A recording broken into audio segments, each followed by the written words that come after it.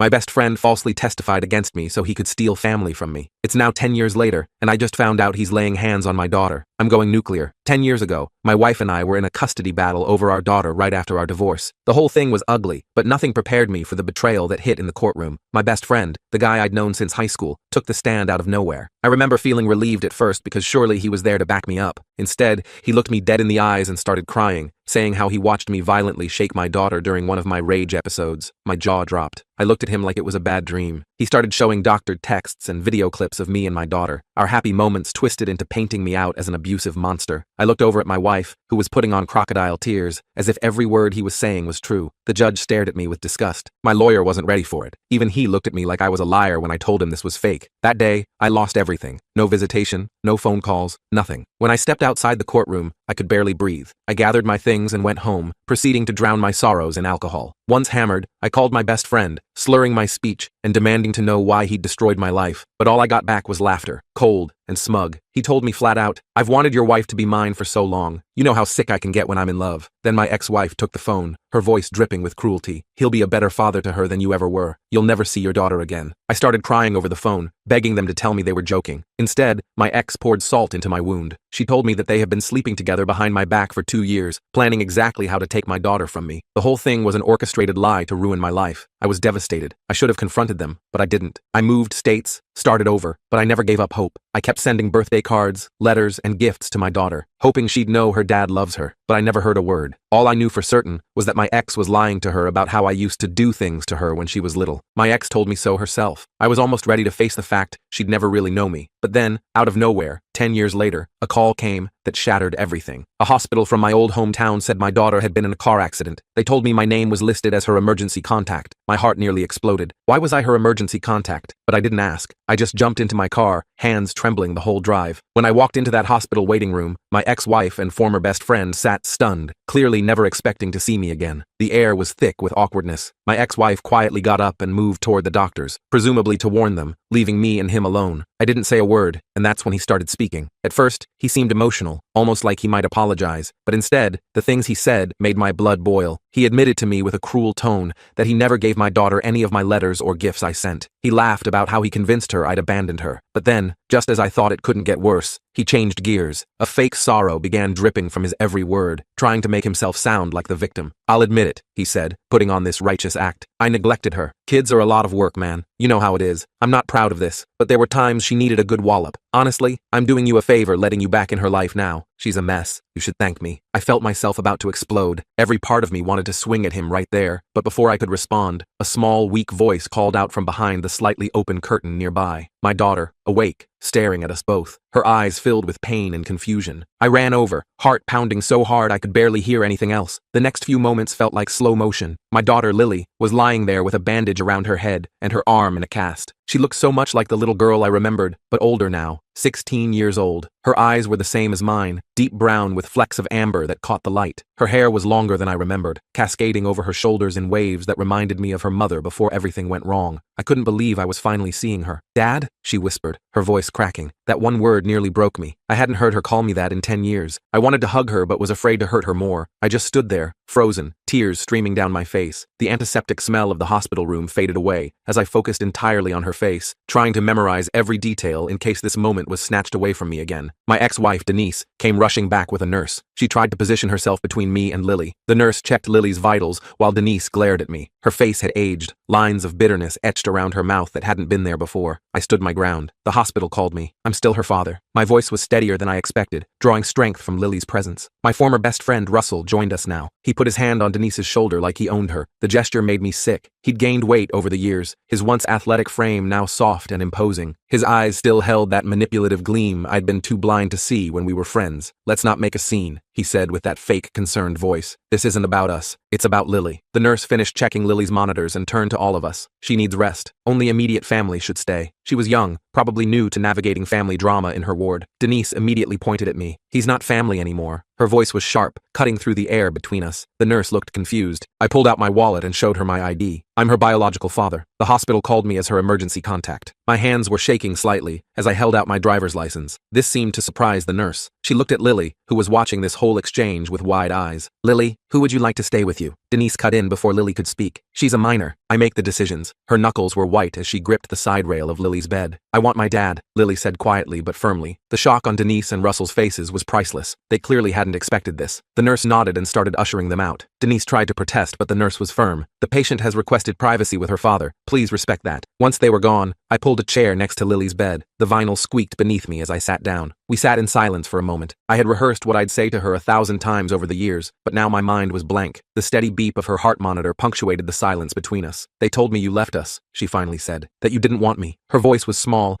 carrying the weight of a decade of abandonment. My heart shattered all over again. That's not true, Lily. I've thought about you every single day. I sent cards, letters, presents. I swallowed hard, fighting back a fresh wave of tears. I never got anything, she said, tears forming in her eyes. One escaped, trailing down her cheek. I wanted to wipe it away but wasn't sure if I should touch her yet. I know. I just found out they kept everything from you. I clenched my fists in my lap, anger mixing with my grief. Lily looked down at her hands. The IV tube snaked from her arm to a machine beside the bed. I heard what Russell said to you about hitting me. Has he hurt you, Lily? I asked gently. She didn't answer directly. Instead, she asked, did you really hurt me when I was little? Mom always said you had anger issues. No, Lily. Never. I would never hurt you. They lied in court. Russell made up stories to help your mom get full custody. I leaned forward, desperate for her to believe me. Why would they do that? She asked. I sighed. Russell wanted your mom. They were together before the divorce. Even now, saying it out loud made my stomach turn. I found some old pictures of you in the attic last month. Mom always said you were dangerous, but you looked so normal, happy. You were holding me and smiling. It didn't match what they told me. She picked at the edge of her blanket, a nervous habit I remembered from when she was small. What else did you find? I asked, my heart racing. Letters, in a box with my name on it. They were all opened. From you. She looked up at me, her eyes searching mine. You found my letters? I could barely get the words out. She nodded. That's why I put you as my emergency contact. I memorized your number from one of the letters. I wasn't sure if it was still good, but before I could respond, a doctor came in. He introduced himself as Dr. Stevens and explained Lily's injuries. Concussion, broken arm, some bruising. She was lucky. The car had hit a tree, but the airbags deployed properly. He was middle-aged with kind eyes that seemed to understand more than he was saying. Who was driving when the accident happened? I asked. She shook her head. Russell was. He was angry, driving too fast. Her voice trembled slightly as she recalled it. The doctor looked uncomfortable. We've noted that in her chart. There are some concerns about the home situation that we need to address. He glanced meaningfully at me. I nodded, understanding what he was implying. I'm her father. I want to help. My voice was firm, resolute. After he left, Lily reached for my hand. Her touch was tentative, like she wasn't sure if she was allowed. Her fingers were cold against my palm. Will you stay? As long as you want me to, I promised. We talked for almost an hour. She told me about school, her friends, her life. She liked art and wanted to study design someday. She had a best friend named Emma who stood by her even when things got bad at home. I shared stories about when she was little, memories she didn't have, how she used to insist on wearing rain boots even on sunny days, how she once tried to free all the goldfish at a pet store because she thought they looked sad. It felt surreal, like I might wake up any moment and find this was all a dream. Eventually, a nurse came to check on Lily again. She mentioned visiting hours would be ending soon. I didn't want to leave, but I knew I couldn't push too hard too fast. I'll be back first thing tomorrow, I promised. She looked worried. What if they don't let you? The fear in her voice broke my heart all over again. I'll figure something out. I'm not disappearing again. I stood up reluctantly, already dreading the separation. As I was leaving, I ran into Russell in the hallway. He blocked my path, his bulk taking up most of the corridor. Having a nice reunion? He sneered. Don't get used to it. His breath smelled of coffee and cigarettes. I know what you did, I said, keeping my voice low. Lily told me everything. He shrugged. Prove it. Nobody's going to believe you now, just like nobody believed you then. His smug confidence made my skin crawl. She found my letters, Russell. She knows you've been lying to her for years. Something flashed in his eyes. Worry, maybe. She's confused from the accident. Once she's home, things will go back to normal. She's not going back to your home, I said firmly. Not after what you've done. He stepped closer. Watch yourself. One call to the police about you harassing us, and you'll never see her again. His voice was low, threatening. Outside the hospital,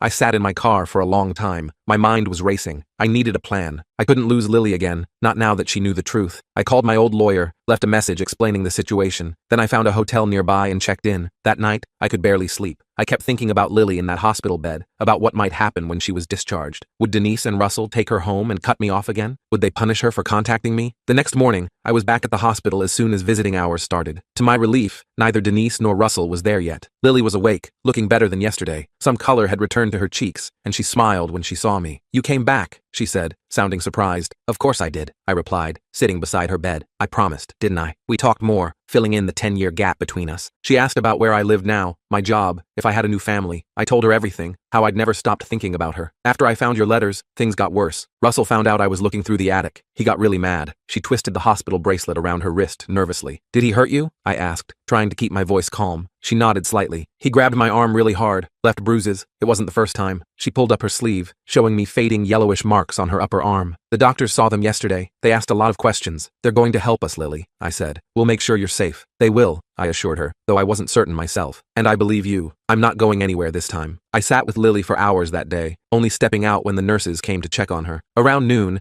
I went to grab some food from the cafeteria. The hospital food was exactly what you'd expect. Bland sandwiches and coffee that tasted like it had been sitting out since morning. I was halfway through a turkey sandwich when I spotted Denise entering the cafeteria. She saw me and froze for a second before marching over to my table. What do you think you're doing? She hissed, keeping her voice low enough that the elderly couple at the next table couldn't hear. Her hair was pulled back in a tight ponytail, making her face look sharper than I remembered. I kept eating my sandwich, trying to stay calm. I'm visiting my daughter in the hospital. Pretty normal dad stuff. You're not her dad anymore. You haven't been for 10 years. She leaned in closer. You need to leave. Now. I put my sandwich down and looked her straight in the eyes. Lily wants me here, and I'm not going anywhere. Denise's face flushed red. She doesn't know what she wants. She's confused from the accident. She found the letters, Denise. I watched her face carefully. She knows you've been lying to her. For a split second, I saw panic in her eyes before she regained her composure. Those letters were from a dangerous man who couldn't control his temper. I was protecting her. I shook my head. You can keep spinning that story, but Lily's old enough now to see through it. Denise grabbed my arm, her nails digging into my skin. Listen to me. You walk away now, or I'll make sure you regret coming back. I pulled my arm away. Like you did 10 years ago? I'm not that same guy anymore, Denise. I'm not running this time. She stood up straight, smoothing her blouse. Russell will be here soon. He's not as patient as I am. Yeah, I heard all about his patience from Lily. Sounds like he's got quite the temper. I emphasized the last word, throwing her own accusations back at her. Her eyes narrowed. You don't know anything about our family. I know enough, I replied, gathering my trash. And so does the hospital staff. I walked away, leaving her standing there. My heart was pounding, but I felt stronger than I had in years. I wasn't going to let them intimidate me this time. When I got back to Lily's room, a social worker was there talking to her. She introduced herself as Amber Wilson from Child Protective Services. She was young, probably early 30s, with kind eyes behind professional-looking glasses. Mr. Carter, I'm glad you're here, she said, extending her hand. I'd like to speak with you as well. I shook her hand, trying not to look as nervous as I felt. Of course, Amber explained that the hospital had reported concerns about Lily's home situation based on comments she'd made to the medical staff and the circumstances of the accident. She was doing a preliminary assessment. Lily has shared some concerning information about her home life, Amber said carefully. I understand you haven't been in the picture for some time? I nodded, glancing at Lily, who was watching us intently. Not by choice. I lost custody when she was 6. Her mother and her mother's husband kept us apart. I see. Amber made a note on her tablet. And you're back in contact now because of the accident? Yes. I was listed as her emergency contact. I still couldn't believe Lily had done that. Amber turned to Lily. And you put your father as your emergency contact recently? Lily nodded. Last month, after I found his letters. Amber asked a few more questions, mostly directed at Lily, about Russell's behavior, about the accident, about how things were at home. Lily answered honestly, describing Russell's angry outbursts, how he'd grab her arm hard enough to leave bruises, how he'd been drinking before the accident. He was yelling at me about something stupid, Lily explained. I forgot to put away the dishes or something. He said we were going for a drive to talk about my attitude. He was driving way too fast, and I told him to slow down. That just made him madder. Amber nodded, her face professional, but I could see the concern in her eyes. What happened next? He turned to yell at me and didn't see the curve coming. We went off the road. Lily's voice was steady, but her hands were trembling. The car hit a tree. He wasn't wearing his seatbelt. I was. I felt sick imagining it. Lily could have been cold because of that jerk's temper. Amber asked me a few more questions about my current living situation, my job, my relationship with Lily. I answered everything honestly. I had a stable job as an IT specialist, a decent 2-bedroom apartment, and while I hadn't been allowed to be part of Lily's life, I'd never stopped trying. I'm going to need to speak with Mrs. Carter. Sorry, Mrs. Wilson now, and her husband as well, Amber said, standing up. In the meantime,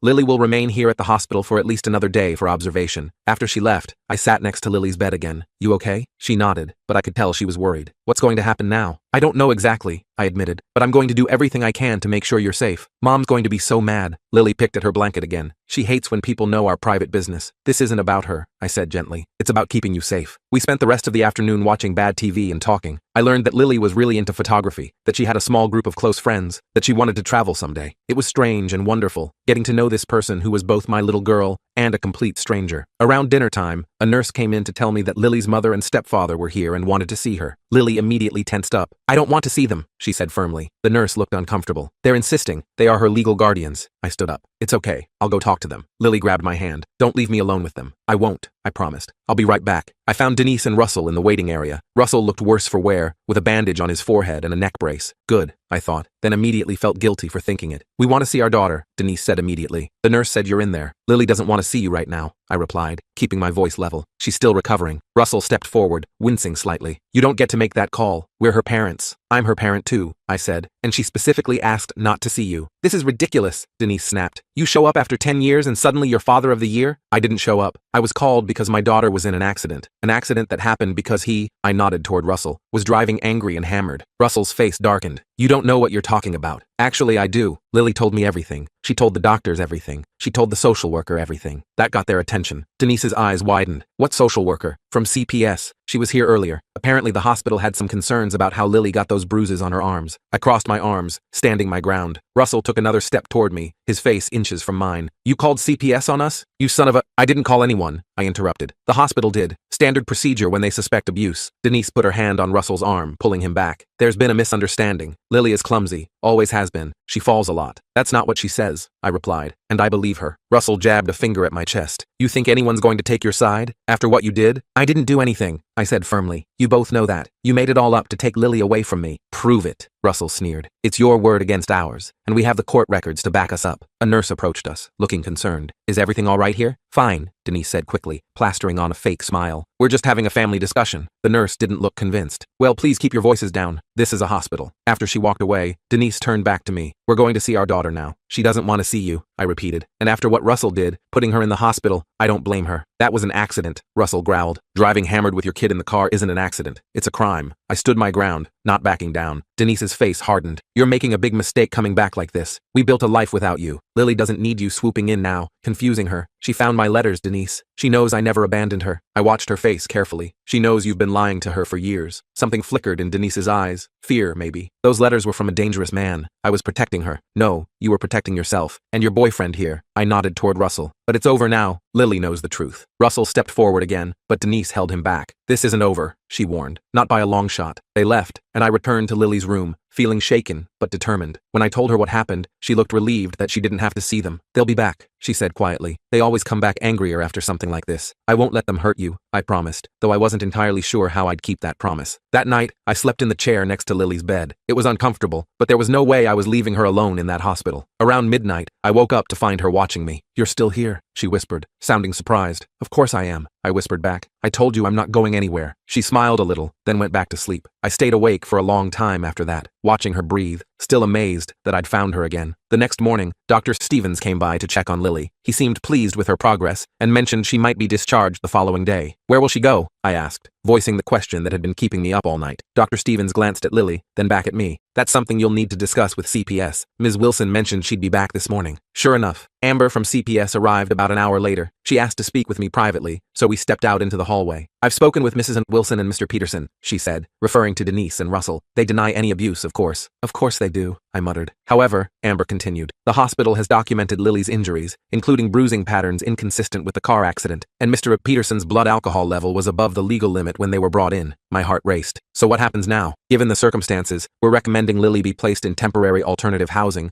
while we investigate further. Amber adjusted her glasses. Do you have a place where she could stay? I blinked, surprised. With me? Yes, absolutely. I have a spare bedroom in my apartment. You'd need to undergo an emergency home assessment, but given that you're her biological father with no documented history of abuse, she paused. Wait, there was something in the file about a custody case? My stomach dropped. 10 years ago, yes, my ex-wife and her boyfriend, now husband, made false accusations. I lost custody. Amber frowned. That complicates things. We'll need to review those records. They lied, I said desperately. Russell admitted it to me at the hospital. They wanted Lily for themselves, so they made up stories about me. I understand, but I need to follow protocol. Amber's voice was sympathetic but firm. In the meantime, we need to find a safe placement for Lily. Please, I said. She wants to be with me. She's the one who put me as her emergency contact. She found my letters and realized they'd been lying to her all these years. Amber considered this. Let me make some calls. We might be able to arrange a temporary placement with you, pending a full investigation, but I can't make any promises. After she left, I went back to Lily's room and explained the situation as gently as I could. She looked terrified at the thought of going back to Denise and Russell. I won't let that happen, I promised. Even if you can't stay with me right away, they won't send you back there while CPS is investigating. Where would I go? She asked, her voice small. Maybe a temporary foster home? Just until they sort everything out. I tried to sound more confident than I felt. Lily's eyes filled with tears. I just found you again. I don't want to go to strangers. I held her hand, feeling helpless. I know, sweetheart. I'm doing everything I can. Later that afternoon,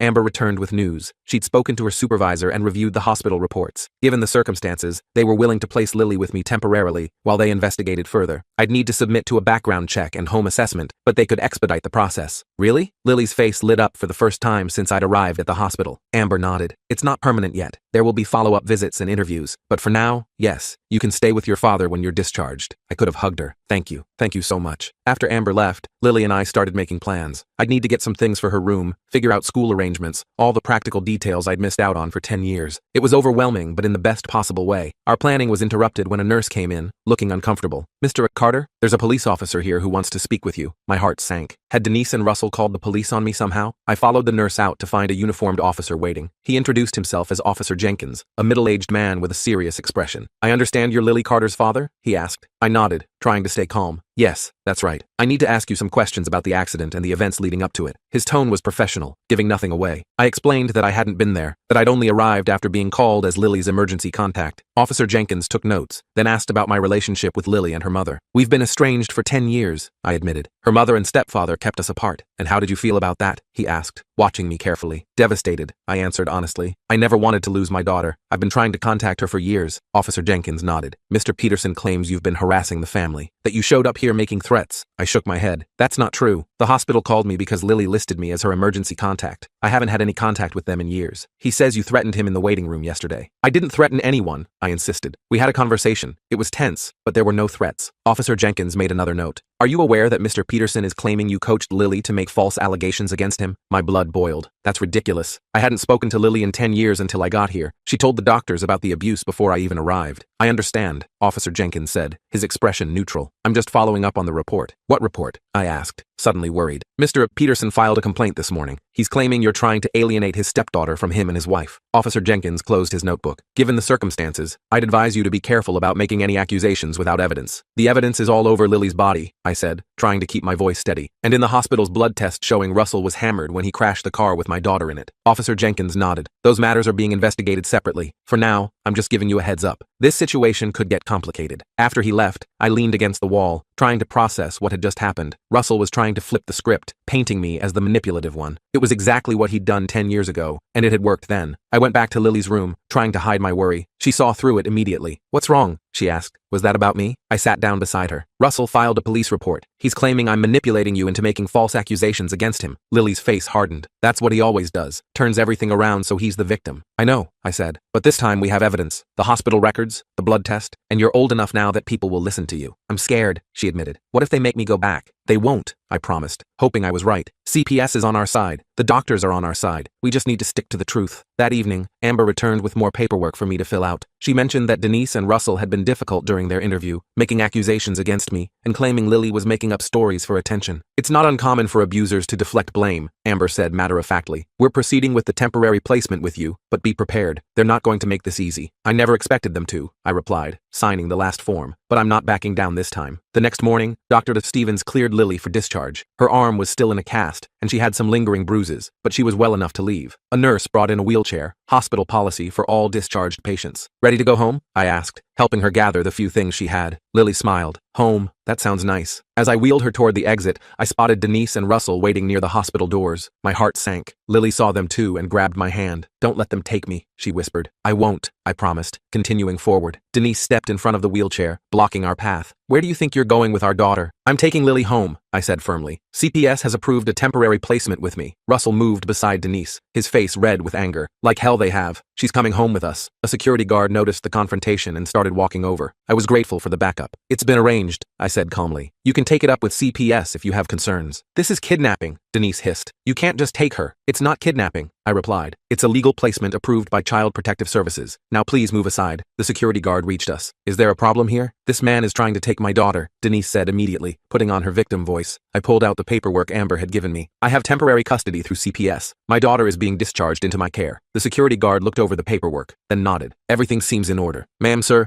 I'm going to have to ask you to step aside. Russell looked like he might explode. This is bullshit. You can't just— Sir, the security guard cut in. I need you to calm down or I'll have to ask you to leave the premises. Denise put her hand on Russell's arm. This isn't over, she said to me, her voice low and threatening. Not by a long shot. They stepped aside, and I wheeled Lily past them to the hospital exit. I could feel their eyes burning into my back the whole way. Once we were in my car and driving away, Lily finally relaxed. I can't believe that worked. They always get their way. Not this time, I said, feeling a mix of relief and anxiety. But they're right about one thing. This isn't over. I drove us to my hotel first to collect my things. I'd need to drive us back to my apartment in the neighboring state, about 5 hours away. Lily was quiet for most of the drive, watching the scenery pass by. Occasionally, she'd ask a question about where I lived or what my job was like. Will I have to change schools? She asked as we crossed the state line. Probably, I admitted. But we can look into options once we're settled. Maybe online school for the rest of this year, then figure out next year. She nodded, seeming okay with that. I didn't have many friends anyway, just Emma, really. You can still keep in touch with Emma, I assured her, and you'll make new friends. We arrived at my apartment building in the early evening. It wasn't fancy, a mid-rise building in a decent neighborhood, but it was clean and safe. I carried Lily's small bag of hospital belongings while she walked beside me, looking around curiously. This is it, I said, unlocking the door to my apartment. It's not much, but there's a spare bedroom that's all yours. Lily stepped inside, taking in the living room with its comfortable but slightly worn furniture, the small kitchen off to one side, the hallway leading to the bedrooms. It wasn't a showplace by any means, but it was home. I like it, she said simply. I showed her to the spare bedroom. It was basic, a bed, a dresser, a small desk, but it had a nice window overlooking a park across the street. We can decorate it however you want, I said. Make it your own space. Lily sat on the edge of the bed, running her hand over the plain blue comforter. I've never had my own room before. I shared with the baby at home. I blinked in surprise. Baby? You have a sibling? She nodded. Half-brother, Tyler. He's 3. This was news to me. I hadn't even considered that Denise and Russell might have had more children. I didn't know. He's okay, Lily said with a shrug. Russell treats him better than me. He's his real kid, you know? The casual way she said it broke my heart. You're my real kid, I said firmly, and you deserve to be treated with love and respect. She smiled a little, looking tired. Can I lie down for a bit? I'm still kind of sore from the accident. Of course, I said. Rest as long as you need. I'll be right out here if you need anything. I left her to rest and went to the kitchen to figure out dinner. My fridge was embarrassingly empty. I hadn't been planning on having a guest, let alone my teenage daughter. I ordered pizza, then sat at my small dining table, trying to process everything that had happened in the last few days. My phone rang, startling me. It was Amber from CPS. Mr. Carter, I wanted to check in and make sure you and Lily arrived safely. Yes, we did. She's resting now. I lowered my voice, moving farther from Lily's room. There was a confrontation at the hospital with her mother and stepfather, but security helped us leave without incident. Amber sighed. I was afraid of that. They've been calling my office all afternoon, demanding we reverse the placement decision. Can they do that? I asked, suddenly worried. Not without cause, Amber assured me, but they're making a lot of noise. They've hired a lawyer and are claiming you manipulated the situation. My stomach tightened. What does that mean for Lily? For now, nothing changes. You have temporary custody while we investigate. I'll be conducting a home visit next week to check on Lily and see how she's settling in. After we hung up, I sat there feeling uneasy. Denise and Russell weren't going to give up easily. They'd taken Lily from me once before with lies and manipulation. I couldn't let that happen again. The pizza arrived, and I went to wake Lily. She came out looking groggy but hungry. We ate at the small dining table, talking about mundane things, her favorite pizza toppings, TV shows she liked, normal father-daughter stuff that felt anything but normal after 10 years apart. After dinner,